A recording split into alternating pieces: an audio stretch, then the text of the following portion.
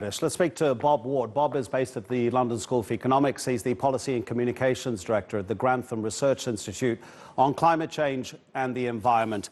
Bob, thank you so much for your time. Antonio Guterres says we're very close to reaching the point of no return to save the planet from the very worst effects of the climate crisis. How close?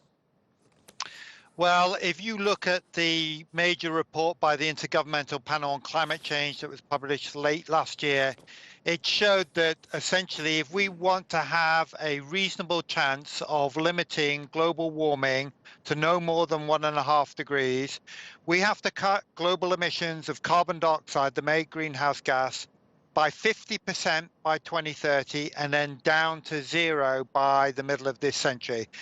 Now, the report also pointed out that if we don't do that and we see warming beyond 1.5 degrees, increasingly we'll see the impacts and the risks of very large-scale changes that could become irreversible or unstoppable, such as destabilization of the major ice sheets on West Antarctica and Greenland, which together hold enough ice to raise global sea levels by about 13 meters. So we're at an absolutely critical stage now. Over the next year, countries are going to be expected to come forward with revised pledges for action, which have to be more ambitious than they were 5 years ago than when they submitted their first set of pledges ahead of the Paris Agreement. Otherwise, we might see the window of opportunity shut, and then we'll just be talking about how to cope with disaster. Okay, when you mention the Arctic ice sheets, Bobby, you're talking about those tipping points that are going to have a cascade effect on so many other issues concerning the climate crisis. And also, when you refer to 1.5%, doesn't that mean that we're already beyond the stage of recovering? Because at the moment we seem to be heading, I've seen some reports that say we're heading towards 5 degrees Celsius of global warming. Guterres himself and most experts admit we're just not going to hit the 1.5% target. Yeah, so these ice sheets on Greenland and West Antarctica, we already see signs that they're becoming unstable and melting.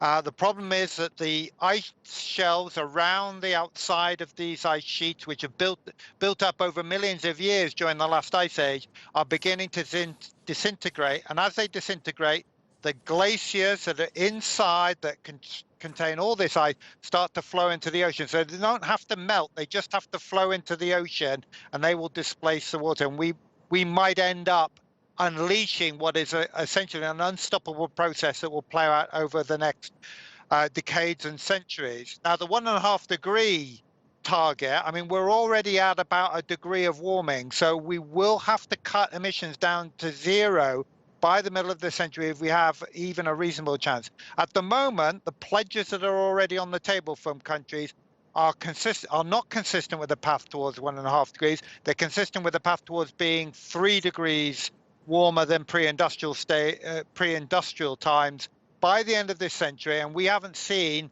temperatures that high for about 3 million years.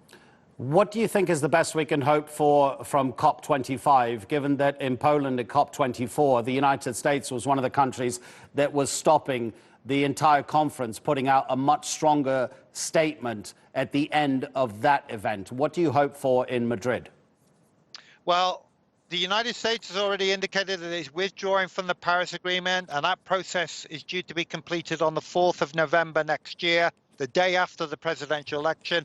Donald Trump remains president. That's likely to stay the case, but there's a possibility that if he's defeated by a Democrat challenger, that they might want to re-engage. But the challenge for governments that are in Madrid at the moment is to start the process of drafting more ambitious national pledges for action, which they need to submit in the next 12 months ahead of the next summit that will be held in Glasgow, Scotland, with the UK and Italy as co-hosts. So that's really what the focus has to be for countries now. Bob, do you in your work look at the social effects, in other words, in terms of civil society and how it is engaging with governments around the world and these protests, trying to push administrations to do more? I'm just wondering at what stage people are going to get so upset that actually protests become violent. It may not happen soon, but do you see possibly in 10 years' time that people are so angry that nothing has been done that actually these social movements become more violent in terms of trying to get their message across and have action taken? Or would you, obviously we'd hope for, but do you see possibly people going to the ballot box and saying, we need a green government, because what we've had so far just hasn't worked in terms of the climate? Yes, I think most likely what's going to happen is that we're already seeing the impacts of climate change. People can see it for their eyes. They can see that the seasons are changing, that we're getting changes in extreme weather. And what's happening in those countries that are very vulnerable to extreme impacts, you're displacing large populations. And that's the kind of circumstances under which you get political instability and unrest. We are also seeing in many countries the rise of protest movements. And I think in particular, the school strikers, the young people who've been striking in many countries around the world, have helped to create a new sense of purpose. These are young people saying, we will have to live with the consequences far longer than current adults are, and the impacts look like they're going to be worse. And so they are demanding action.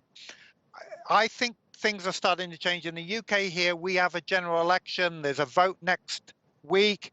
Climate change has been near the top of the agenda, unlike any previous election. So I see in many countries there is movement, but unfortunately there are countries like the United States where there's still denial of the science, and that's going to remain a problem. Are you able to separate yourself from the academia that you're engaged in and actually just be able to look at it as a normal civilian? And as a normal civilian, what hope do you have for the world in 20 years' time? Well, when I think about the future, just without being a professional on this issue, I think really about my niece and my nephew and the kind of world we're leaving to them, because really this is about their futures. And we're in danger of being the first generation for a long time that will pass on a world that will be far worse for future generations. And that is something that should trouble us all. It's really, when you see the projections of what kind of world we're creating, it's going to be one not of peace and prosperity, but of hardship and chaos and instability. And I don't think anybody honestly wants that to be their legacy. Bob, thank you so much indeed. It's always a little bit disheartening to examine the state of the world's climate, but thank you for enlightening us. Really appreciate your contribution. Bob Ward speaking to us from the LSE.